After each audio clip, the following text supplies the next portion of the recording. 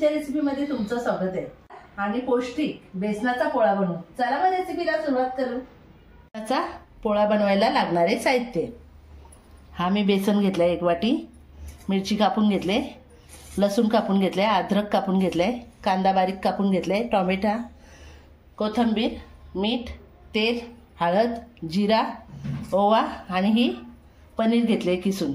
चला मग रेसिपीला सुरुवात करू। चला सगळ्यात पहिला आपण बेसन टोपात टाकू आणि थोडं थोडं करून पाणी टाकू आणि मिक्स करून घेऊ।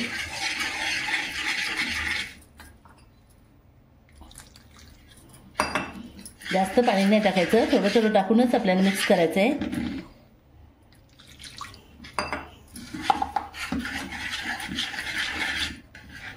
बेसन आपला मिक्स झाला ना व्यवस्थित, ते पिठाच्या आपल्या गुठल्या नाही झाल्या पाहिजेत, म्हणून आपल्याला हे पहिलं पिठच काढून घ्यायचं आहे बेसनाचं।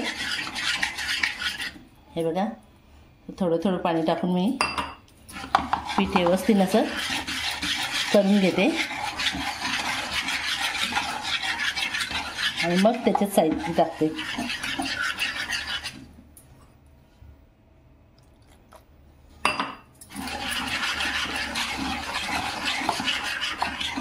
हे बघा, एवढं अर्ध पाणी टाकलं आहे। आता याच्यात मी सगळं साहित्य टाकून घेते। गाईस, तुम्ही इथे बघू शकता की गुठल्या होऊन नाही दिल्या मम्मीने, त्या अशाच प्रकारे तुम्ही पण हे करा। आपण याच्यात बेसनामध्ये सामान टाकून घेऊ। हे बघा, एकदम बारीक मी लसूण कापलाय, अद्रक आणि मिरची, जेवढं तुम्हाला बारीक कापता येईल ना तेवढं बारीक कापून घ्यायचं। हे मी याच्यात टाकून देते। कांदा एकदम बारीक कापून घ्यायचा।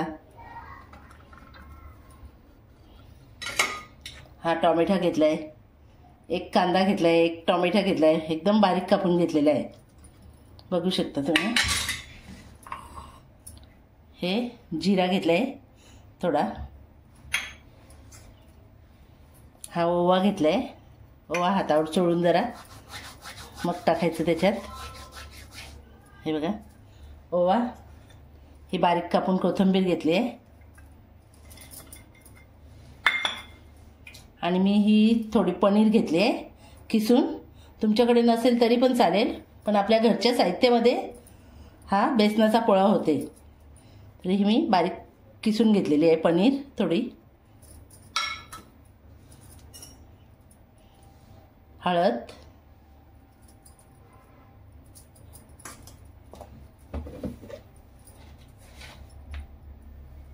चवीपुरतं मीठ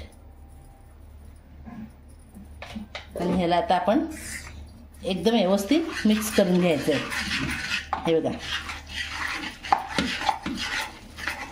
हे बघा, तर व्यवस्थित सगळं मिक्स करून घ्यायचं आहे आणि जेवढे तर आपल्या घरातल्या साहित्यामध्येच होईल असं करायचं आहे आपल्याला। पौष्टिक करायचं आहे ना, ते घरच्याच साहित्यामध्ये आपल्याला करायचं आहे, जे घरात आपल्या वस्तू असते त्याच्यानेच, कांदा, टोमॅटो काय असेल ते। हे बघा, मी थोडं पाणी टाकलंय, अजून थोडं टाकते। जास्त पाणी पण नाही टाकायचं, जास्त पातळ नाही झाला पाहिजे आणि जास्त जाड नाही झाला पाहिजे, असा मीडियम झाला पाहिजे, जेणेकरून आपल्या त्याचा पोळा झाला पाहिजे। हे बघा, असं करून घेतलंय मी व्यवस्थित मिक्स।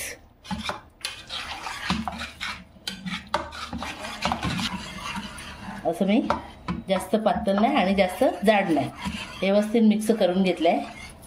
तुम्ही मुलांना असं करून दिलं, मुलं आवडीने खातात, टिफिनला करून दिलं मुलांच्या नवीन काहीतरी, तर मुलं आपली व्यवस्थित खाऊन, आणि हा पौष्टिक असते।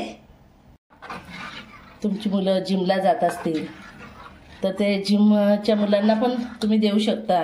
माझा मुलगा तर हमेशा मला सांगते, मला बेसनाचा पोळा करून दे, आवडीने खातात लहान मुलं, जिमची मुलं।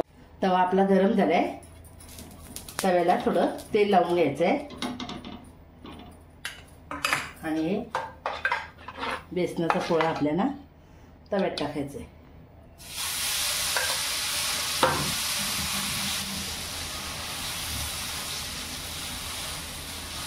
असं असते ती जरा पसरून घ्यायचं.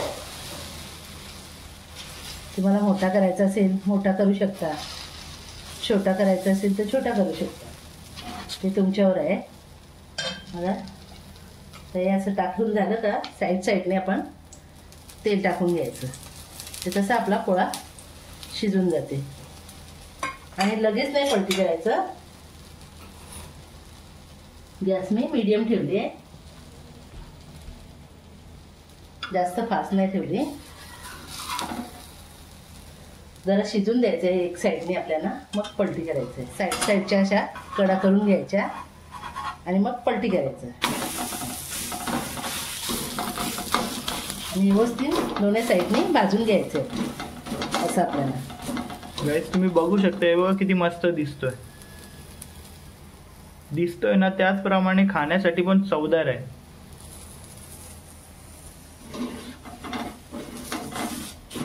असं फिरवत राहायचं म्हणजे व्यवस्थित तो शिजून जाईल. गाईस तुम्ही कोणी जिमला वगैरे जात असेल ना, तर वर्कआउट करण्या अगोदर तुम्ही खाऊन जाऊ शकता. एनर्जी पण खूप छान भेटते याच्यामध्ये. त्याचप्रमाणे प्रोटीन इंटेक पण थोड्या प्रमाणात कंप्लीट होतो.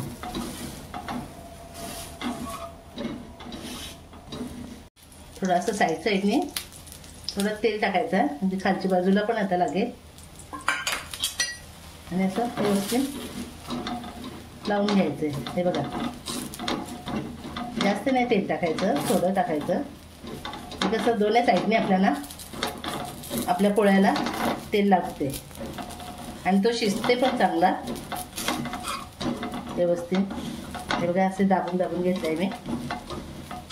आता पलटी करायचं आहे. दोन्ही साईडने असं शिजवून घ्यायचं आहे आपल्याला एवढं.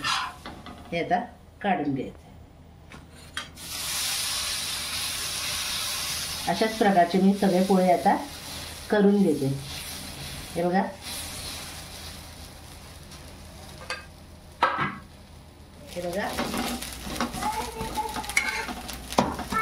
व्यवस्थित झालेले आहेत.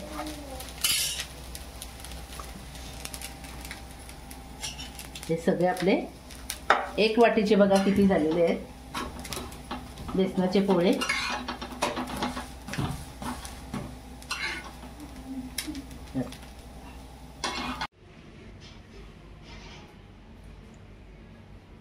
माझी जर तुम्हाला रेसिपी आवडली असेल तर लाईक करा, शेअर करा, कमेंट करा आणि सबस्क्राईब करायला विसरू नका.